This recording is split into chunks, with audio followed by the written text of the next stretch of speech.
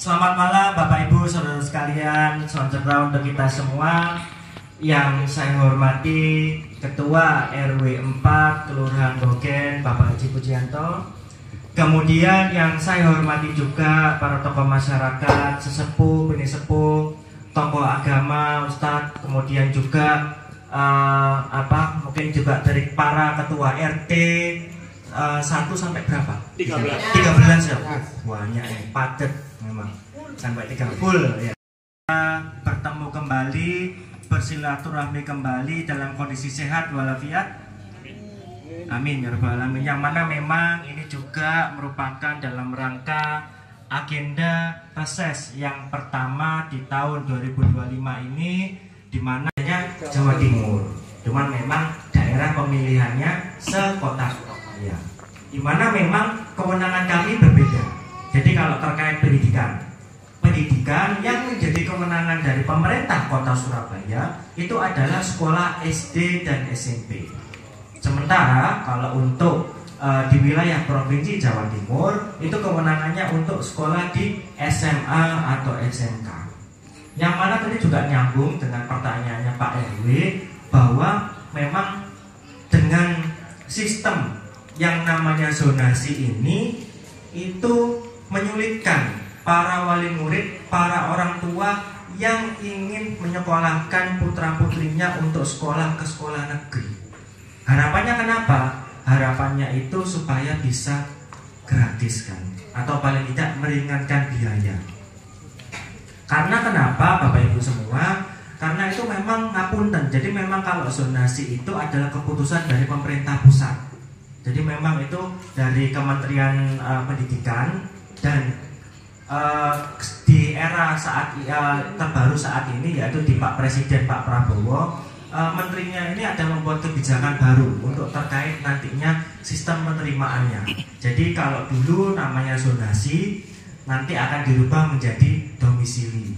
Tetapi nanti untuk teknisnya kita akan masih menunggu bareng, karena memang dari pemerintah provinsi pun kita belum diinfokan dari kementerian nanti akan dibuat seperti apa untuk PPDB-nya.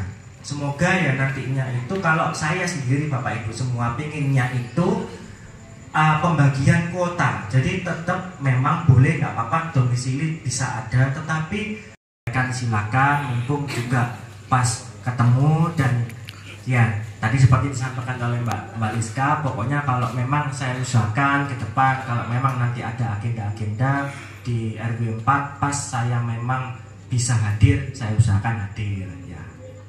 Karena memang wilayahnya saya itu kan se-Surabaya, jadi kudu bagi Bapak Ibu semua. Ya, terima kasih Bapak Ibu semua atas kehadirannya. Mohon maaf kalau ada salah kata. Mungkin sebelum saya tutup, biar nggak ngantuk ini tak pantun dulu ya Bapak Ibu. Boleh? Oke. Ini yang paling ditunggu-tunggu Mas Fuad. Ya. Ubur-ubur ikan lele. Cakep. Cakep. Gitu loh, ya. Mana Mas dibaleni Mas Ibu. Kita tambah situ mana Mas Fuad. Nek RW 4 niki mantep le, berarti kudu sering dikunjungi le. Oke. Ya. Sadurunan selawasi le jarene ngono. Iya. Ya, makasih Bapak Ibu semua. Matur nuwun belang widaya. Wassalamualaikum warahmatullahi wabarakatuh. Merdeka!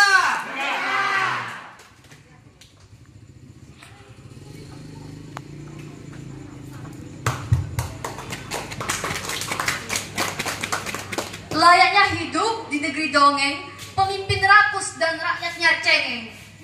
Di mana hidup sejahtera dan mandiri hanyalah sekedar iming-iming. Jangankan hidup sejahtera, untuk memenuhi kebutuhan sehari-hari saja rakyat harus mengemis bansos. Tidak heran mayoritas rakyatnya tidak berpendidikan. Pada saat pemilu, suara rakyat dibeli dengan uang recehan.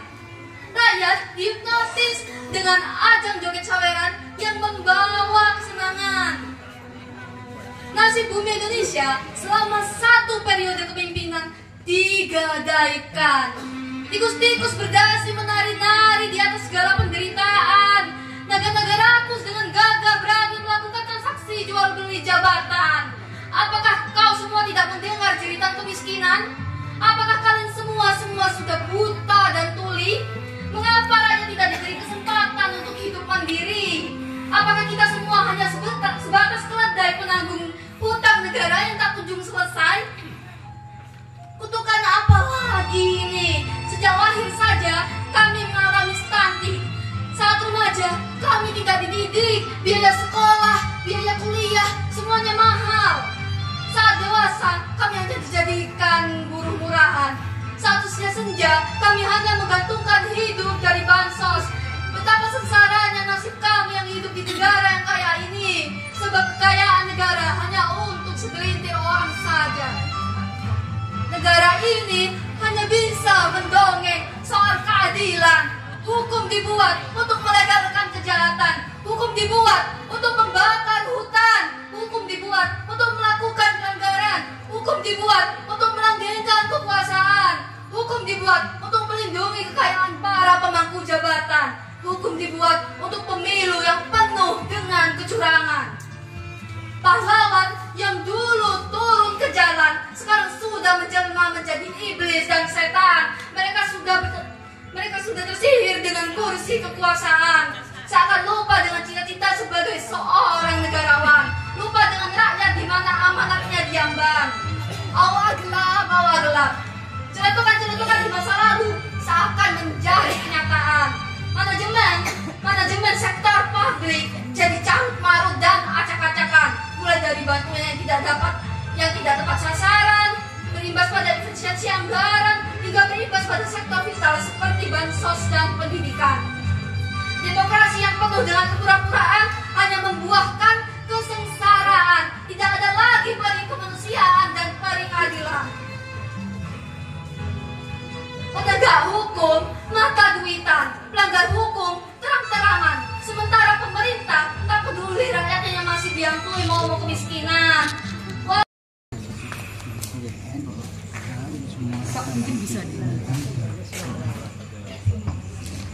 Ya, untuk itu kami rasa yang menjadi kunjungan Pak Egan ini adalah sebagai contoh bahwa nantinya akan ada perubahan dari warga RW 4 Boken.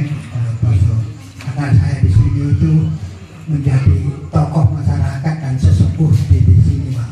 Saya sudah melaksanakan tugas kita baik itu sampai dengan 6 RW. Jadi di dalam ini saya tetap berpedoman bahwa nantinya Bapak akan bisa membantu kami semuanya itu sesuai dengan apa yang kita sudah sampaikan, yaitu saya melihat Ibu Risma ya, dari mulai jadi wali kota sampai jadi menteri sosial itu semua saya terkesan, betul-betul terkesan. Kenapa harus selesai sampai di situ? Tapi sekarang sudah menurun dari putranya yaitu Bapak, dan itu kami mohon mudah-mudahan apa yang menjadi program yang sudah tadi disampaikan baik Bapak tokoh masyarakat maupun Pak RW itu nantinya bisa menjadi wujud daripada apa yang diinginkan masyarakat di sini. Terima kasih, walhamdulillahirabbil alamin. Mudah-mudahan. Seperti apa, Mas? Oh ya, Ini kan untuk titik yang keempat.